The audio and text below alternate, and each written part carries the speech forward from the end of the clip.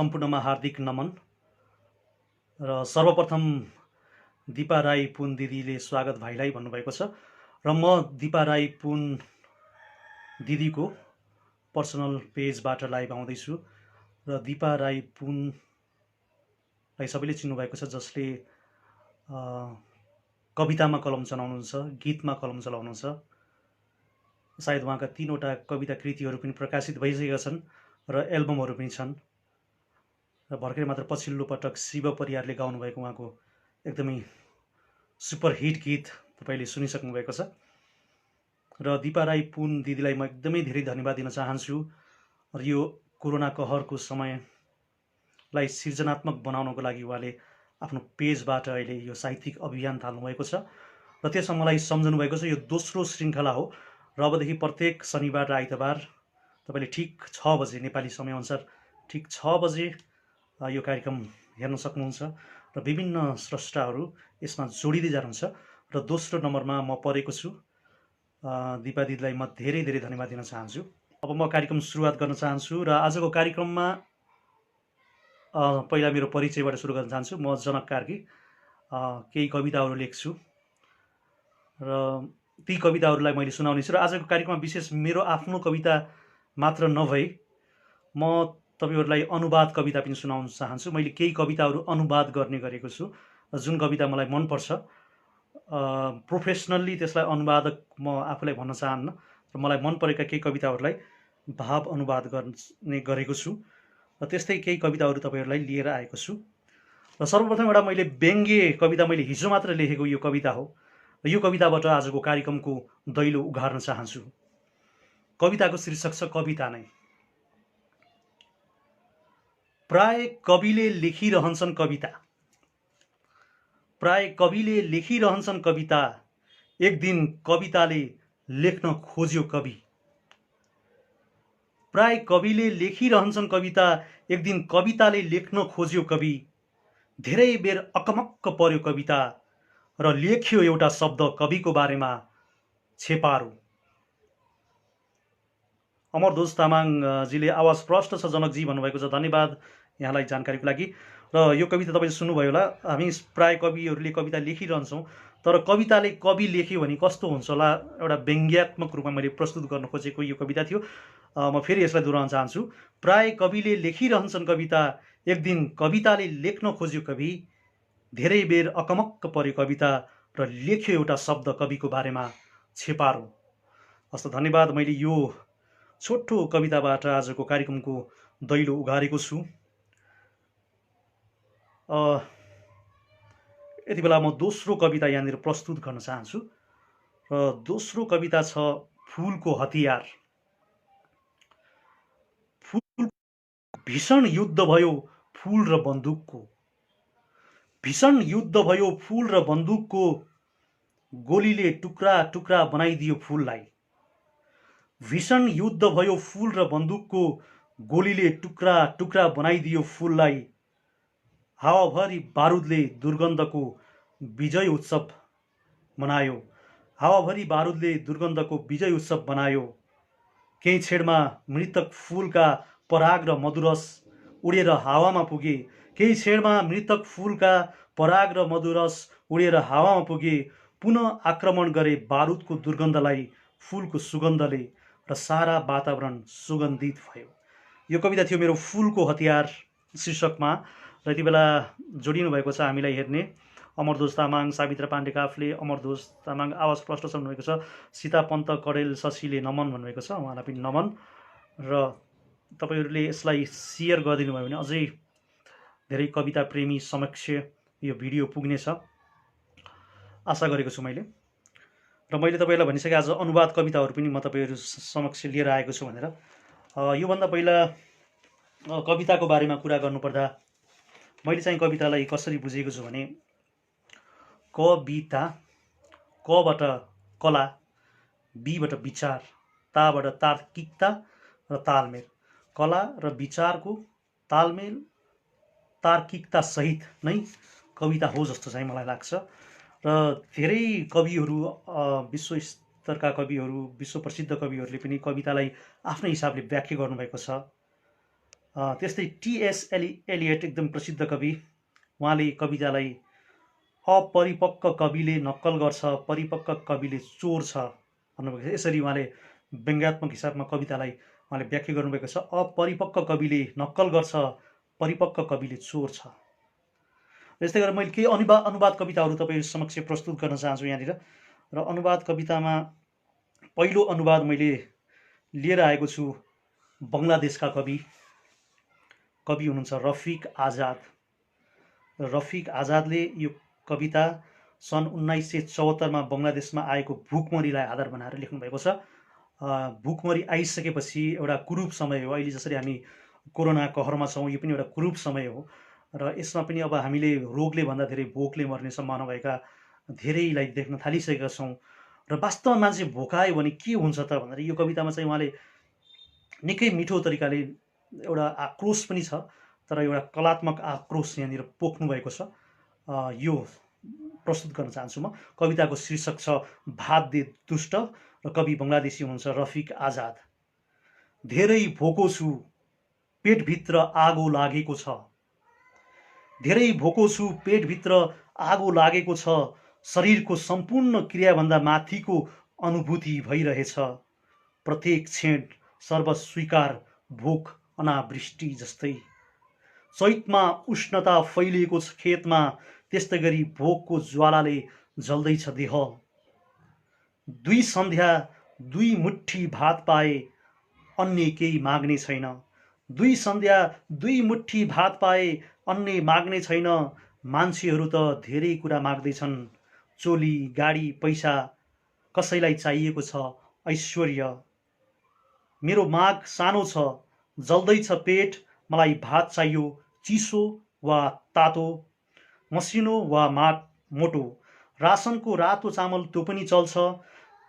थालभरि चाहियो, दुई सन्ध्या दुई मुठी भात मिल्यो भने छोड्न सक्छु अरू सबै माग।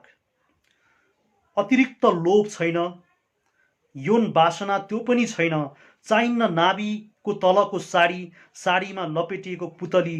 जसलाई चाहिएको छ उसैलाई देऊ। याद राख, मलाई आवश्यकता छैन त्यसको।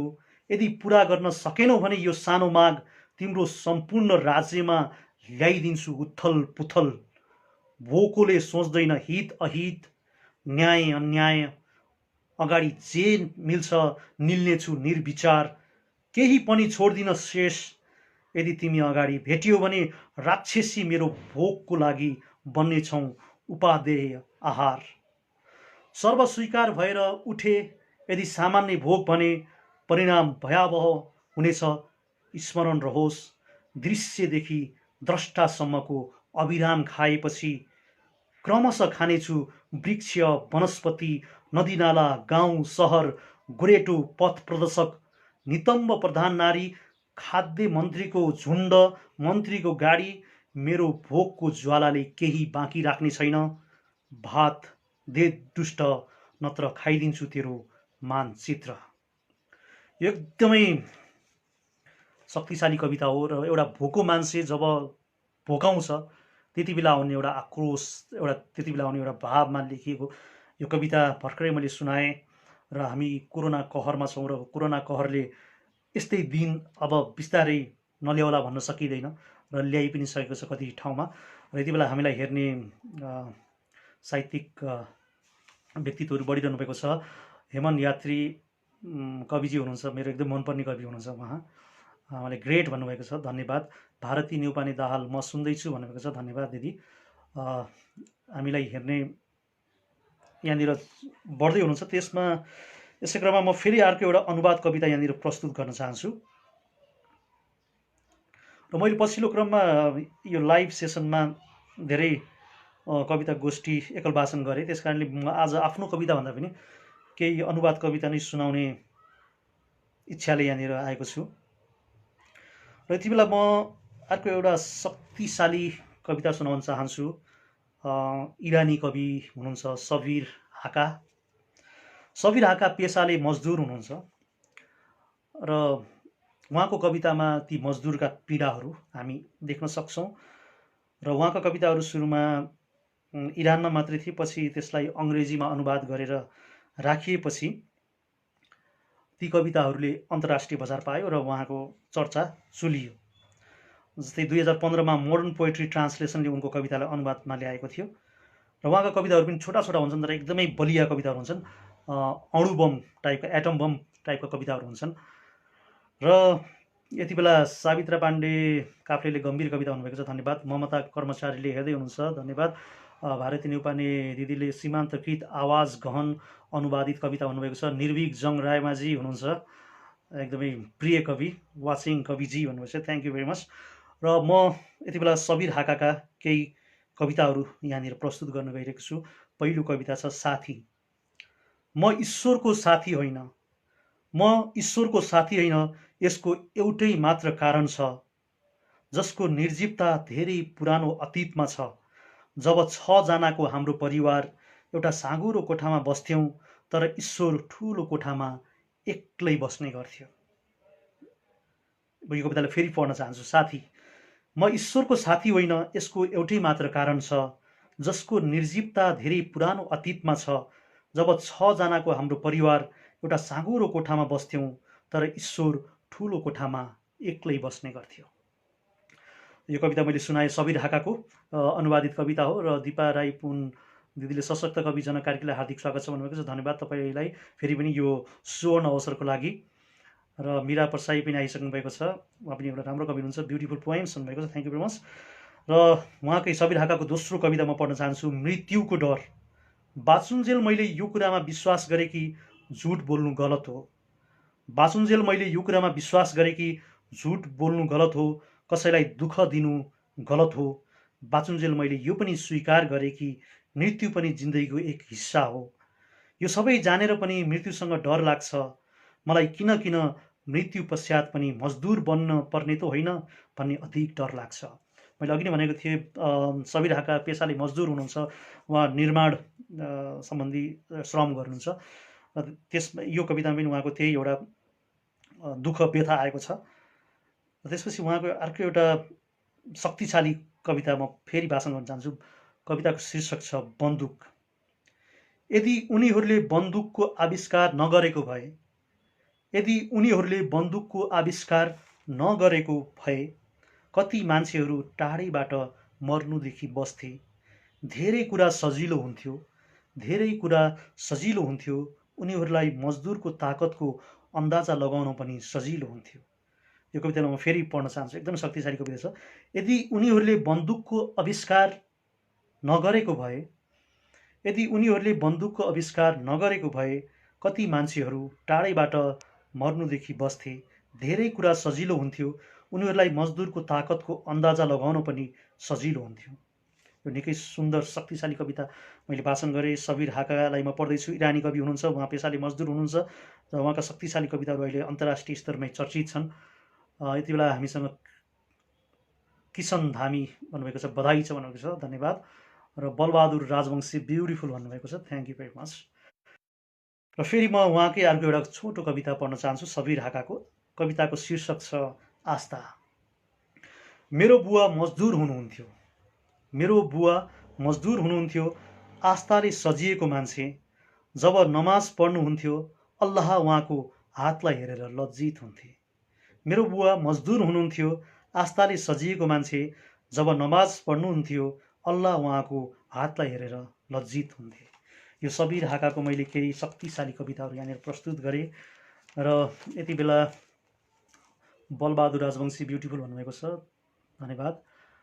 र हामीलाई हेर्ने साहित्यिक अनुरागी आदरणीय व्यक्तित्वहरू पनि आइसक्नु भएको छ, उहाँहरूलाई स्वागत गर्न चाहन्छु। र हामी कार्यक्रमलाई 20 मिनटमा पुर्याइसकेका छौँ। हामी करिब करिब 1 घन्टा तपाईँहरूसँग रहन्छौँ, सायद 1 घन्टा नरहे पनि 50-55 मिनट चाहिँ पक्कै पनि रहन्छौँ। र तपाईँहरूको साथ एकदमै अमूल्य रहनेछ। यति बेला म अर्को एउटा आफ्नो कविता सुनाउन चाहन्छु।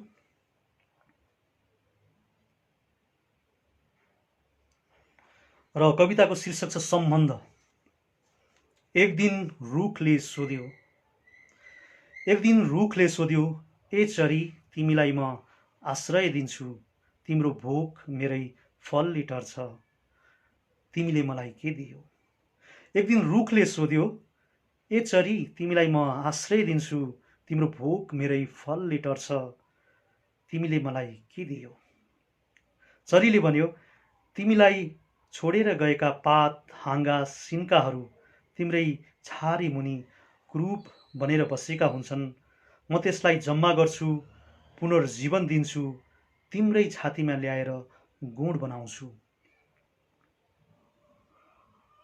यो कविता चाहिँ मैले भर्खरै पढेँ। कविताको शीर्षक थियो सम्बन्ध। र यति बेला सावित्र पाण्डे काफ्लेजीले अटल बिहारी वाजपेयीको कविता पढ्नु न, आज अनुवाद गरेको भन्नुभएको छ। त्यो कविता चाहिँ मैले आज ल्याएको छैन। यदि तपाईँहरूले त्यसलाई कपी गरेर यहाँनिर म्यासेज गरिदिनु भयो भने चाहिँ म यहाँबाट पढ्न सक्छु होला सायद। त्यस्तै गरेर सौरभ नूतन भाइ आउनुभएको छ। उहाँ एकदमै राम्रो कवि पनि हुनुहुन्छ, कलाकार पनि हुनुहुन्छ, थिएटर आर्टिस्ट। उहाँले सायद दिल्लीमा अहिले ड्रामा पढ्दै हुनुहुन्छ। उहाँ एउटा नेपालको आशालाग्दो कलाकार हो, भविष्यको राइजिङ स्टार। र यति बेला फेरि म आफ्नो एउटा कविता पढ्न चाहन्छु। प्रेम।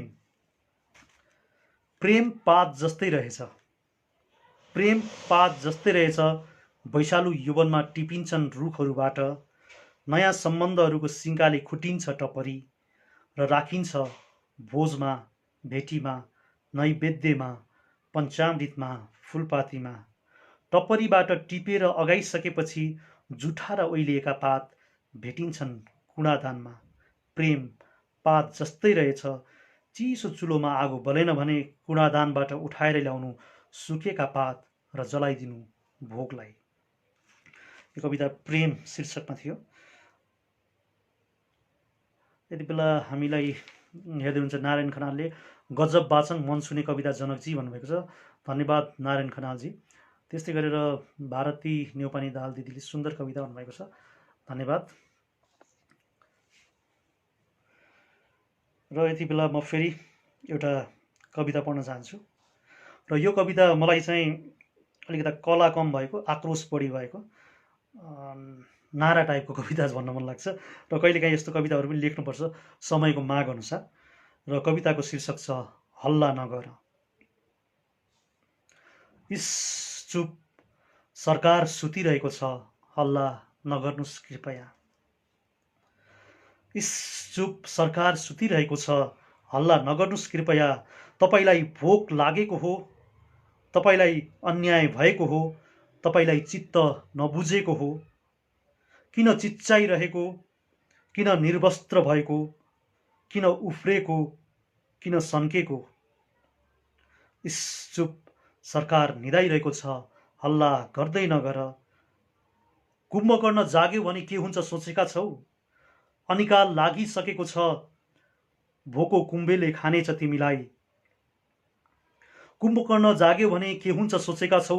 अनिकाल लागिसकेको छ, भोको कुम्भले खानेछ तिमीलाई। सपना देख्दैछ नयाँ मुलुक बनाउने, हल्ला गर्दै नगर, अहिले सपना बिथोलिन सक्छ। सपना बिथोलियो भने तिम्रा हल्ला गर्ने जिब्रो थुतेर निमुखा बनाइदिन सक्छ। उसलाई मन पर्दैन कोही चिच्चाएर बोलेको, उसलाई मन पर्दैन कोही चिच्चाएर बोलेको। ऊ बहिरो छ, अहिले सुन्छ फेरि। गरिबी निर्मूल पार्न उसले सोचिरहेको छ, नयाँ योजना बुन्दैछ, गरिबलाई नै सक्ने उसको योजना छ। भोक लागेको हो, नकराउनुस् अहिले 2 थाल लाठी चार्ज, 1 गिलास सिसाको गिलासमा सिसाको तातो गोलीको जुस खुवाउँछु भनेको छ। इज्जतको ख्याल गर्नुस् है, सरकारले रौसी पिएको छ, अहिले फेरि मातेको मान्छेले जे पनि गर्न सक्छ। करै करले कर तिराएर बलात्कार गर्न सक्छ। इस हल्ला नगर, चुप लाग, सरकार सुतिरहेको छ। बापुजीले भनेको मान, नराम्रो नहेर हेर्दै नहेर, नराम्रो नसुन सुन्दै नसुन, नराम्रो बोल नबोल बोल्दै नबोल, किनभने सहरमा अहिले गब्बर सिंह आएको छ। 50 माइल पर बच्चा रोयो भने पनि थाहा पाउँछ, अनि नाच बसन्ती नाच भन्दै जबरजस्ती नचाउँछ। बल्ल खायो तिमीले, भनेको मानेको थिएनौ नि, पायो होइन उपहार श्री 5बाट। अब देशमा राजतन्त्र आउँदैछ, ऊ हेर त गणतन्त्रको पहिलो राजा श्रीपेश लगाएर कसरी हात्ती सवार गरेको। तिमी कुकुर भुकेर के हुन्छ? सुन्यौ होइन, बुझ्यौ होइन? इस चुप, सरकार सुतिरहेको छ, हल्ला नगर्नुस् कृपया। यो हल्ला नगर्नुस् शीर्षकमा एउटा कविता भर्खरै मात्र तपाईँले सुन्नुभयो। र भारती नेपाली दाहाल आउनुभएको छ, उहाँ पनि एउटा राम्रो कवि हुनुहुन्छ, सुन्दर कविता भन्नुभएको छ। दिपा राई पुनले भाइका सबै कविता मनमा बस्ने हुन्छ भन्नुभएको छ, धन्यवाद। शरद पोखरेल एउटा राम्रो युवा कवि हुनुहुन्छ, गजब हुँदैछ प्रिय कवि भन्नुभएको छ, धन्यवाद। तपाईँहरूलाई कस्तो लाग्दैछ कार्यक्रम त्यसको तपाईँहरूले यहाँनिर कमेन्टमा लेख्न सक्नुहुन्छ। मैले भर्खरै आफ्ना केही कविताहरू सुनाएँ, अब म फेरि अनुवाद कवितातर्फ लाग्छु। ममता कर्मचारी मिठो भाइ भन्नुभएको छ, धन्यवाद दिदी, उहाँ पनि राम्रो कविता लेख्नुहुन्छ र धेरै सबै कविहरू आउनुभएको छ। मलाई कविता सुनाउन अलिकति डर लागिरहेछ। मीरा परसाई उहाँ पनि एउटा राम्रो कवि, निकै गजबको कविता, हल्ला नगर सरकार सुतिरहेको छ वा भन्नुभएको छ, धन्यवाद। र फेरि म अनुवाद कवितातर्फ लाग्छु। सागर न्यौपाने वा गजबको व्यङ्ग्य कविता भन्नुभएको छ, नमस्कार सर। उहाँ एकदमै राम्रो सङ्गीतकार पनि हुनुहुन्छ, उहाँको फेसबुकमा गएर हामी धेरै मिठा मिठा गजलहरू पनि सुन्छौँ, अनप्लग्ड, उहाँले हार्मोनियम लिएर गाउने गर्नुहुन्छ, गजलदेखि लिएर केही आध्यात्मिक गीतहरू पनि हामी सुन्न सक्छौँ उहाँको पेजमा गएर, उहाँको आफ्नो प्रोफाइलमा गएर। र यति बेला म फेरि एउटा अनुवाद कविता यहाँनिर प्रस्तुत गर्न चाहन्छु। अब मैले प्रस्तुत गर्ने कविता विश्व प्रसिद्ध इराकी अमेरिकन कवि दुनिया मुखायलको कविता छ। उहाँको जन्म 1965मा इराकको बागदादमा भएको थियो। बगदाद विश्वविद्यालयबाट स्नातक गरिसकेपछि साहित्यिक सम्पादक पत्रकार भएर द बगदाद अब्जर्भरमा काम गरिन्। त्यस बेलाको तानाशाही सद्दाम सरकारले उनको लेख रचना निषेध लगाउँदै मानसिक त्रासको वातावरण बनाएपछि उनले 1996मा जोर्डन र लगतै अमेरिका पसिन् र अमेरिकी नागरिक बनिन्। उनको कवितालाई विभिन्न भाषामा अनुवाद गरिएको छ र केही कविताहरू, उहाँका चर्चित कविताहरूलाई मैले अनुवाद गर्ने कोसिस गरेको छु। उहाँको कविताहरू पनि छोटा हुन्छन् र शक्तिशाली हुन्छन्। हजुरबाले एउटा सुटकेस लिएर देश छाडे, हजुरबाले एउटा सुटकेस लिएर देश छाडे, बुवाले खाली हात छाडे, छोराले हात विहीन भएर छाडे। इराकमा चलिरहेको द्वन्द्व त्यसलाई चाहिँ यसले चाहिँ भिजुलाइज गरेको छ। हजुरबाले एउटा सुटकेस लिएर देश छाडे, बुवाले खाली हात छाडे, छोराले हात विहीन भएर छाडे। अर्को कविता छ, ऊ एकदम सुरक्षित थियो आफ्नो आमाको गर्भको गहिराईमा। त्यहाँनिर टेरोरिजम एट्याक भइसकेपछि लेखिएको कविता हुनुपर्छ यो। कुनै पनि मान्छे बाहिर आइसकेपछि त्यहाँनिर उसको मृत्यु चाहिँ अब अप्राकृतिक रूपमा हुने गर्दथ्यो, त्यसमा बेस्ट भएर लेखेको कविता हो यो। एउटा ऊ एकदम सुरक्षित थियो आफ्नो आमाको गर्भको गहिराईमा। उहाँका कविताहरूमा शीर्षक छैनन्। हामी कति धेरै आदिवासी साथीहरू युद्धमा मारिए, हाम्रो कति धेरै आदिवासी साथीहरू युद्धमा मारिए, केहीले स्वाभाविक मृत्युवरण गरे, उनीहरूमध्ये कोही पनि खुसी भएर मरेनन्।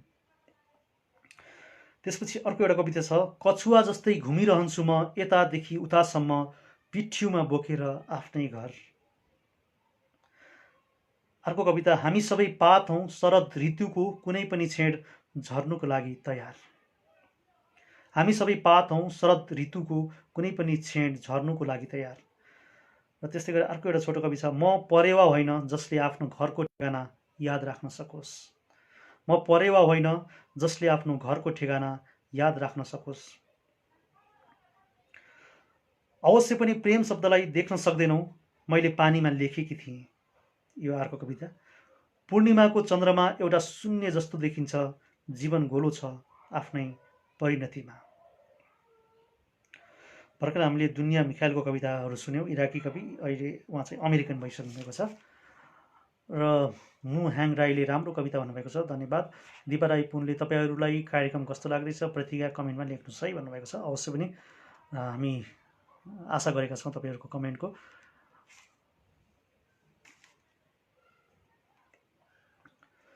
अब यति बेला म फेरि अनुवाद कवितातिरै लाग्छु।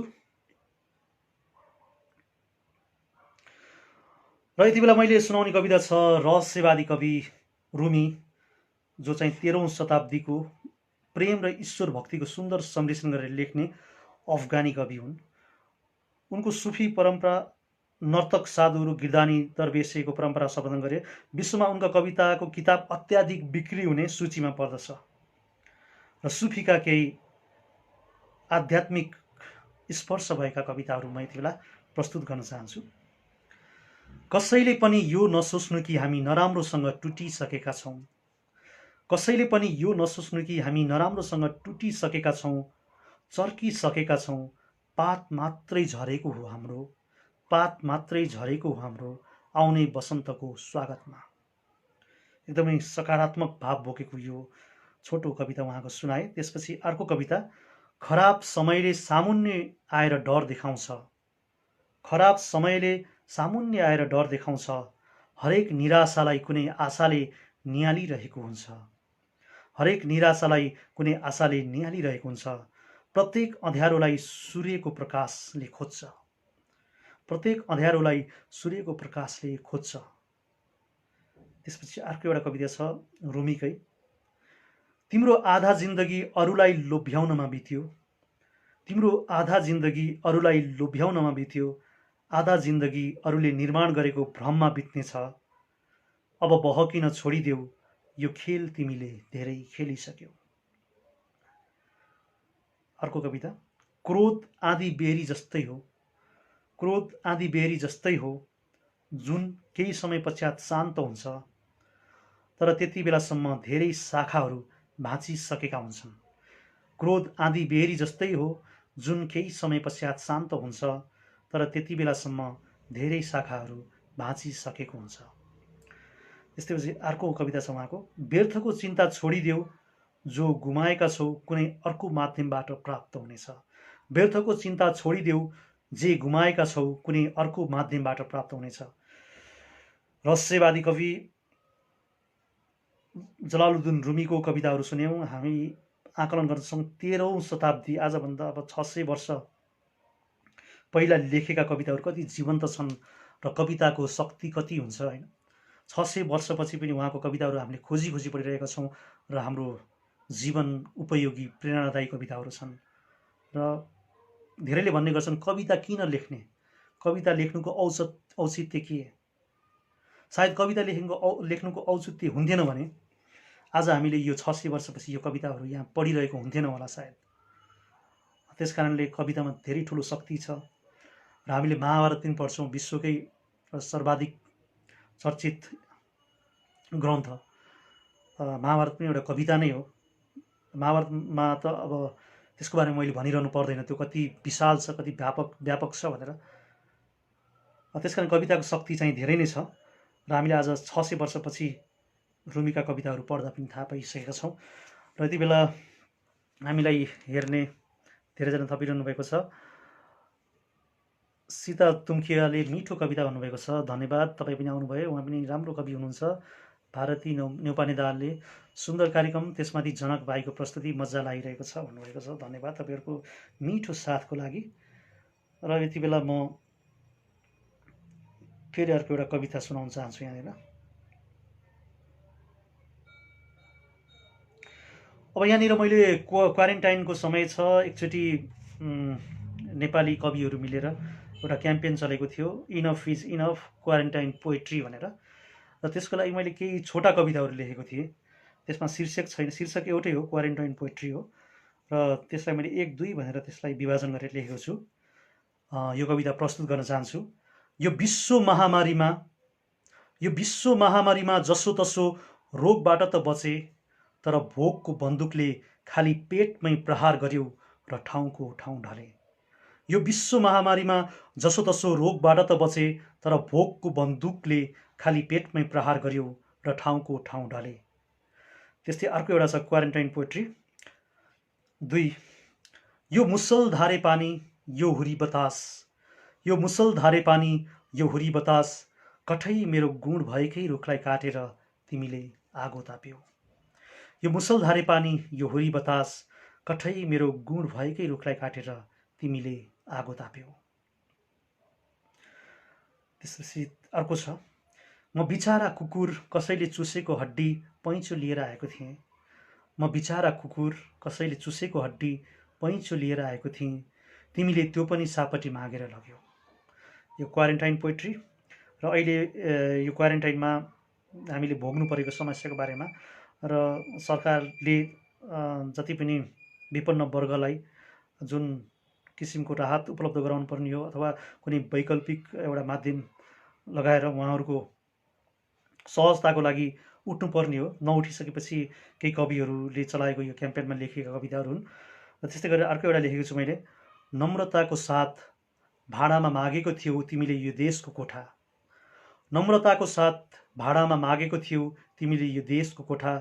यस्तो पासा पल्टायौ, यस्तो पासा पल्टायौ, म मालिकबाट सुकुम्बासी बने, तिमी भाडावालबाट घरधनी बन्यौ। त्यस्तै गरेर अर्को पनि छ क्वारेन्टाइन पोइट्रीको 5औं नम्बरको कविता, सरकार तिमी नै खाऊ पैसा, तिमी नै खाऊ गाडी। सरकार तिमी नै खाऊ पैसा, तिमी नै खाऊ गाडी, बिन्ती मलाई एक छाक भात देऊ। त्यस्तै गरेर 6 नम्बरको क्वारेन्टाइन पोइट्री छ, क्वारेन्टाइनमा जिउँदै मरिरहेछन् तिम्रै देशका नागरिक। क्वारेन्टाइनमा जिउँदै मरिरहेछन् तिम्रै देशका नागरिक, कहिलेदेखि संविधानमा मृत्युदण्डको सजाय पारित गर्यो। क्वारेन्टाइनमा जिउँदै मरिरहेका छन् तिम्रै देशका नागरिक, कहिलेदेखि संविधानमा मृत्युदण्डको सजाय पारित गर्यो। सरकार मलाई पनि जिउने वातावरण मिलाइदेऊ, सरकार मलाई पनि जिउने वातावरण मिलाइदेऊ, तिम्रो जोक्समा दिल खोलेर हाँस्ने मन छ। कविताहरू यो क्वारेन्टाइन पोइट्री मैले भर्खरै प्रस्तुत गरेँ र राज आशातीत आउनुभएको छ। एकदमै राम्रो कवि हुनुहुन्छ उहाँ, कति मजा रुमीलाई सुन्दै गर्दा भन्नुभएको छ। थ्याङ्क यू भेरी मच, तपाईँलाई स्वागत छ। त्यस्तै गरेर सृजना पौडेल भन्नुभएको, साह्रै राम्रो छ हजुरको कविता अनि स्वर भन्नुभएको छ। धेरै धेरै धन्यवाद सृजनाजी। निराज शर्मा दिदी हुनुहुन्छ, उहाँको मलाई चिनाउनु पर्दा एउटा बा कविता नै काफी छ र ट्रेडमार्क बनेको त्यो कविता, ब्रान्डेड मिठो कविता कवि भन्नुभएको छ, धन्यवाद। त्यस्तै गरेर राम अदिनसम्म ओहो मलाई ओहो साह्रै मार्मिक सर सल्युट भन्नुभएको छ, हजुरलाई पनि सल्युट। त्यस्तै गरेर छेत्री माधव आउनुभएको छ, राम्रो छ भन्नुभएको छ, धन्यवाद बिनाजु। ममता कर्मचारीले रियली नाइस लिसनिङ भन्नुभएको छ, धन्यवाद दिदी। र यति बेला म फेरि अरू केही कवितातर्फ लाग्न चाहन्छु। अब मैले फेरि अनुवाद कवितातर्फ लाग्छु। अनुवाद कवितामा अब पालो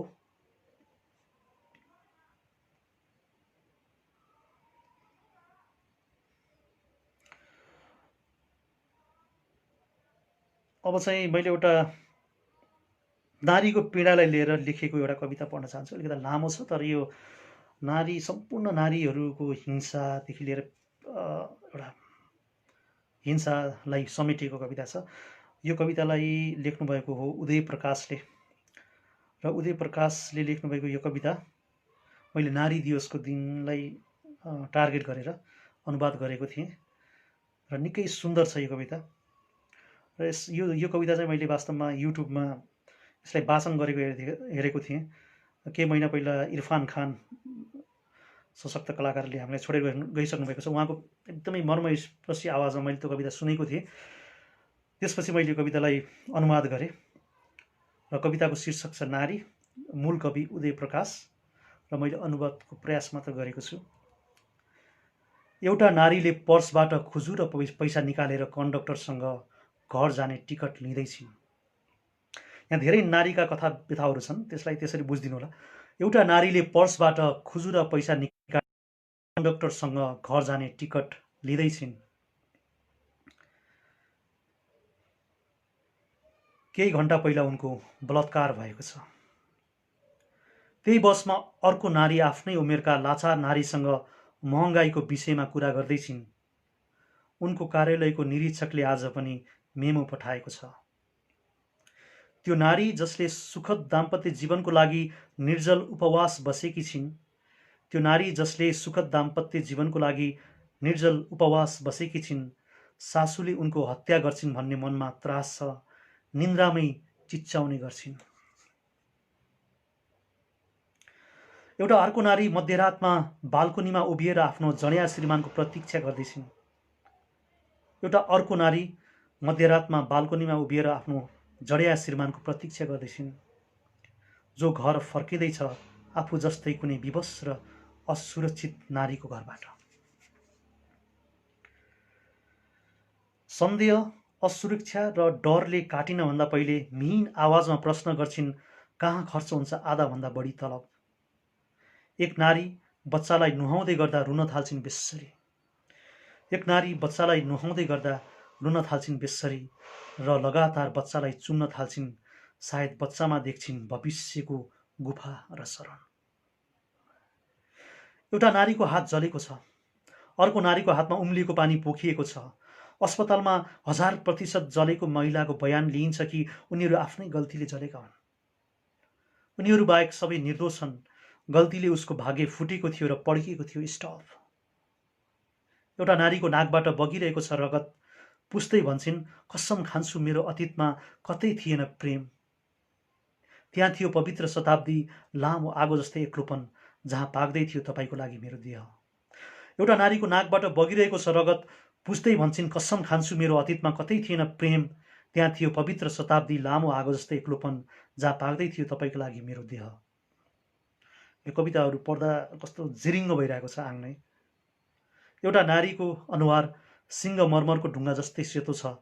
सायद उनले आफ्नो गहना हराएकी हुन् वा आफ्नो दुःख कसैमाथि पोखिन्। सिलिङको अङ्कुशमा बाँध्दै छिन् पछ्यौरा। उनको प्रेमीले सार्वजनिक गरेको छ फोटो र प्रेम पत्र। एउटा नारीको अनुहार सिङ्गमर्मरको ढुङ्गा जस्तै सेतो छ। सायद उनले आफ्नो गहना हराएकी हुन् वा आफ्नो दुःख कसैमाथि पोखिन्। सिलिङको अङ्कुशमा बाँध्दै छिन् पछ्यौरा। उनको प्रेमीले सार्वजनिक गरेको छ फोटो र प्रेम पत्र।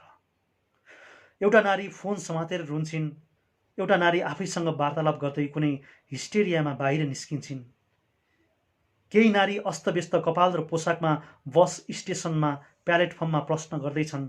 केही नारी अस्तव्यस्त कपाल र पोसाकमा बस स्टेसनमा प्लेटफर्ममा प्रश्न गर्दैछन्, कुन गाडीमा बस्ने हो, कहाँ जाने हो यो संसारमा। एउटा नारी आजित भएर भन्छन्, तिमी जे मन लाग्छ गर, तर मलाई बाँच्न देऊ। एउटा नारी सहरको पार्कमा मृत अवस्थामा भेटिएकी छिन्। उसको लासको छेउमा रोइरहेको छ बच्चा। एउटा नारी सहरको पार्कको मृत अवस्थामा भेटिएकी छिन्। उसको लासको छेउमा रोइरहेको छ बच्चा। उनको झोलामा भेटिन्छ दुधको खाली बोतल, गिलास र एउटा रातो खेलौना बल, जसलाई हल्लाउँदा अझै पनि झिनझिन सङ्गीतको आवाज आउँछ। एउटा नारी तेजाबले जलेकी छिन्। खुसी यस अर्थमा छिन् किनभने उनको दाहिने आँखा सुरक्षित छ। र यो तेजाबको समस्या अहिले हामी नेपालमा पनि देख्न सक्छौँ र सरकारले एउटा राम्रो निर्णय चाहिँ अहिले तेजाबबाट जति पनि प्रभावित हुनुहुन्छ उहाँहरूको पढाइको खर्चदेखि र अन्य धेरै कुराहरू ल्याएको मैले देखेको थिएँ समाचारमा। यो एउटा राम्रो सुखद पक्ष हो। र तर त्यो तेजाबलाई पनि कसरी रोक्न सकिन्छ त्यसको बारेमा पनि केही बन्दैछ मस्यौदाहरू भन्ने सुनेको छु।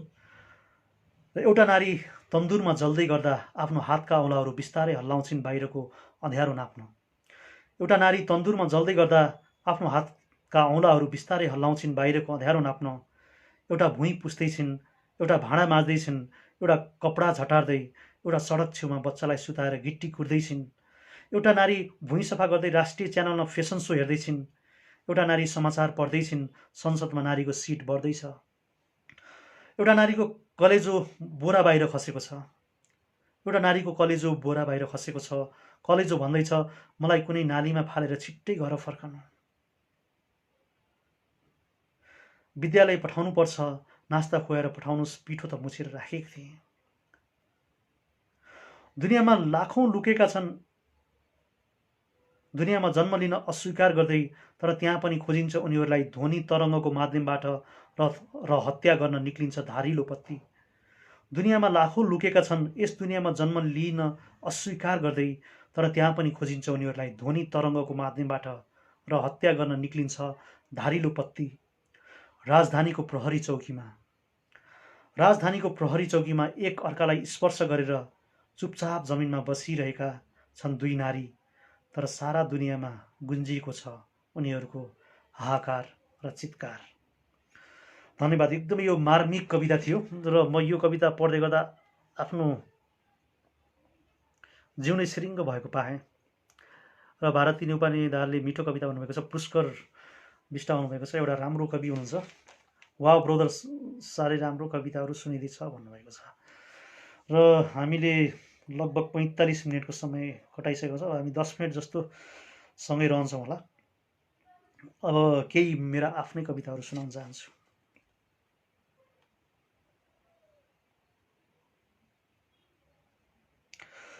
कविताको शीर्षक भोक र यो भोक शीर्षक मैले दुईवटा कविता लेखेको छु। एउटा कविता यस्तो छ।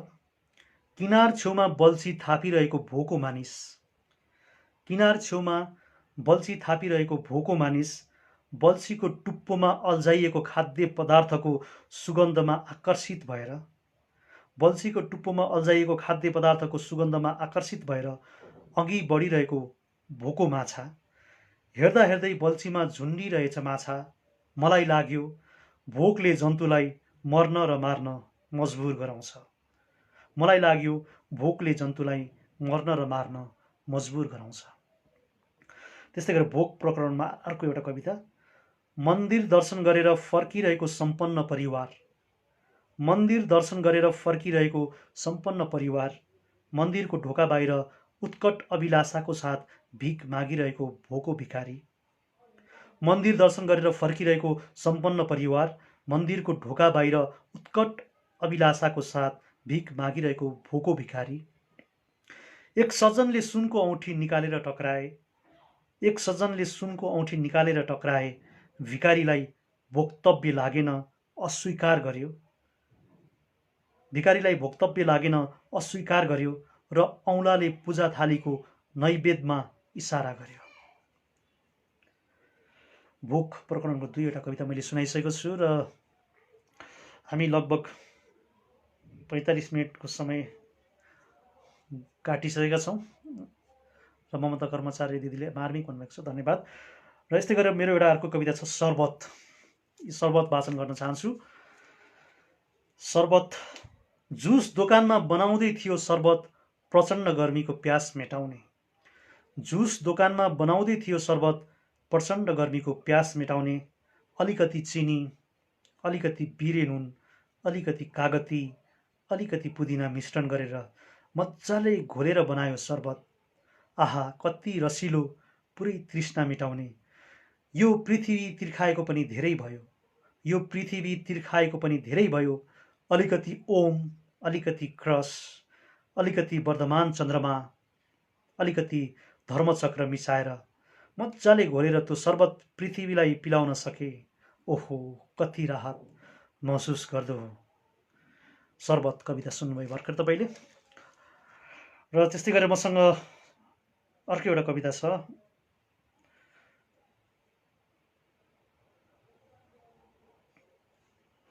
एउटा अलिकति रमाइलो खालको कविता म तपाईँलाई सुन्न चाहन्छु। यसमा प्रयोग भएका बिम्बहरू अलिकति फोहोरी बिम्बहरू छन् भनौँ। र फोहोरी भन्नाले सुन्न सकिने फोहोरीहरू छन्, सुन्न नसकिने अश्लील चाहिँ छैन। सिग्रेट तिम्रो याद। कविताको शीर्षक छ सिग्रेट। सिग्रेट तिम्रो याद। चाया जस्तै तिम्रो याद टाउकोमा टेकेर बस्छ। चाया जस्तै तिम्रो याद टाउकोमा टेकेर बस्छ। घरिघरि चिलाइरहन्छ झझल्को जस्तै। बेस्सरी कनाएर शान्त हुन्छ एकछिनलाई, तर असर छोडेर जान्छ तिम्रो धोकाले झैँ, अनि टट्टाउँछ फेरि निकै बेर। तिम्रो याद हात गोडाका नङ जस्तै बढिरहन्छ। सम्हालेर राखौँ त फोहोरले रोगी बनाउँछ, काटेर फालु त फेरि पलाउँछ।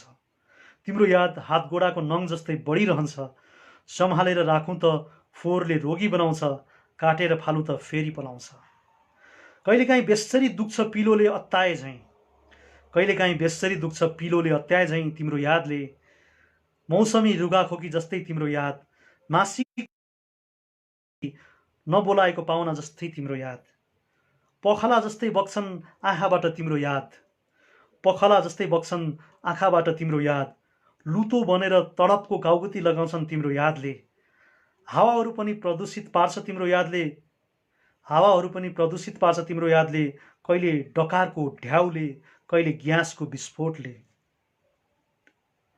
हावाहरू पनि प्रदूषित पार्छ तिम्रो यादले, कहिले डकारको ढ्याउले, कहिले ग्यासको विस्फोटले। ओठ पनि चिरिएको खेत झैँ भएको छ तिम्रो यादले, ओठ पनि चिरिएको खेत झैँ भएको छ तिम्रो यादले। औषधि त तिमीलाई थाहै छ, तिम्रो ओठको लिपगार्ड कहिले लगाइदिन्छौ। यो अलिकति रमाइलो खालको कविता तपाईँले भर्खरै सुन्नुभयो। सिग्रेट तिम्रो याद। राम अदिन सम्भवले अद्भुत बिम्बहरू देख्छु तपाईँको हरेक कविताहरूमा भन्नुभएको छ। धेरै धेरै धन्यवाद सर। उषा शेरचन आदरणीय दिदी आउनुभएको छ। नमस्कार भाइ, हार्दिक बधाई पनि भन्नुभएको छ। धेरै धेरै धन्यवाद, तपाईँलाई स्वागत छ।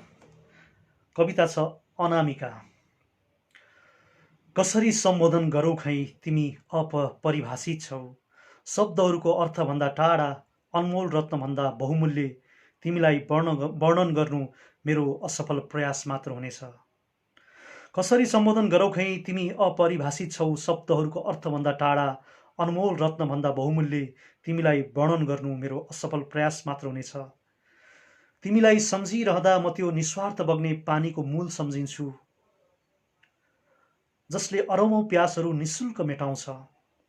घामका किरणहरू सम्झिन्छु, जसले कठाङ्ग्रिएका आङहरूलाई न्यानोपन बेहिसाब प्रवाह गर्छ।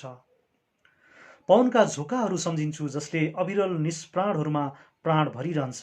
तिमीलाई सम्झिरहँदा म स्पर्शहीन स्पर्शहरूलाई सम्झिन्छु, जसरी एक झलक कल्पनाले मुटुको ढोका ढकढकाउँछ अनि मेरा बन्द ओठहरू खुलिदिन्छन्।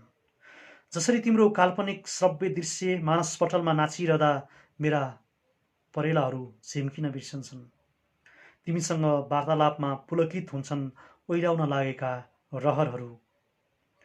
हृदयको स्पन्दनले मिठो रिदम बजाउँछ, उफ्री उफ्री हलचल गर्छन् रक्तनालीमा रगतका नर्तकीहरू। कालो अँध्यारो अदृश्य रातहरूमा तिमी जुनकिरी जस्तै चम्किँदै आउँछौ, प्रज्वलित गर्छौ मेरो गुफा बसिरहेको चाहनालाई।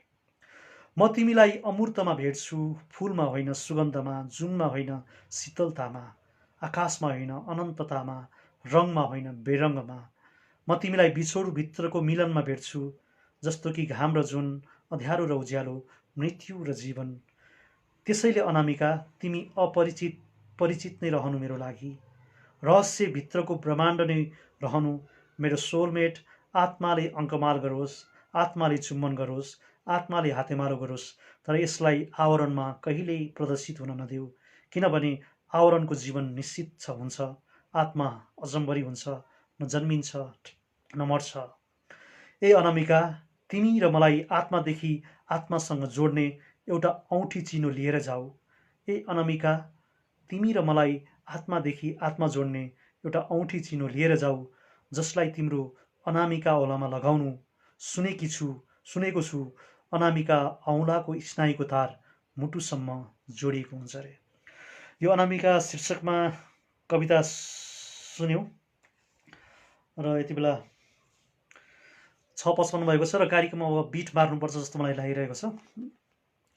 र यतिन्जेलसम्म तपाईँहरूले सुनेर साथ दिनुभयो, धेरै धेरै धन्यवाद दिन चाहन्छु। भगवती कडेल म पनि आइपुगेँ, तपाईँको कविताको फ्यान जो परे भन्नुभएको छ, धेरै धेरै धन्यवाद। र अब चाहिँ कार्यक्रम सकिएको छ, रेकर्डेड हेर्नको लागि अनुरोध गर्दछु। र सावित्र पाण्डे काफ्लेले आहा भन्नुभएको छ, उषा दिदीले वा सुन्दर प्रेमिल कविता भन्नुभएको छ। हामी कविताको यो कार्यक्रमलाई बिट मार्ने तर्खरमा छौँ। दिपा राई पुन दिदीलाई धेरै धेरै धन्यवाद यो सुवर्ण अवसरको लागि। र उहाँ युएसमा बस्नुहुन्छ, युएसमा बसेर पनि यसरी नेपाली साहित्यलाई उहाँले माया गरिरहनु भएको छ। उहाँ गीतकार तथा कवि पनि हुनुहुन्छ। उहाँका गीतहरू यो पेजमा पनि उपलब्ध छन्, हेर्न सक्नुहुन्छ। र आज आएर मलाई साथ दिनुहुने सम्पूर्ण साहित्यिक मनहरूलाई हार्दिक नमन गर्न चाहन्छु र आजको कार्यक्रम यहीँ सक्ने अनुमति चाहन्छु। हस्त नमस्कार, शुभ सन्ध्या, शुभ दिन, शुभ पल। सुरक्षित रहनुहोला, कोरोनासँग डराउने होइन, कोरोनालाई हराउने। हस्त नमस्कार।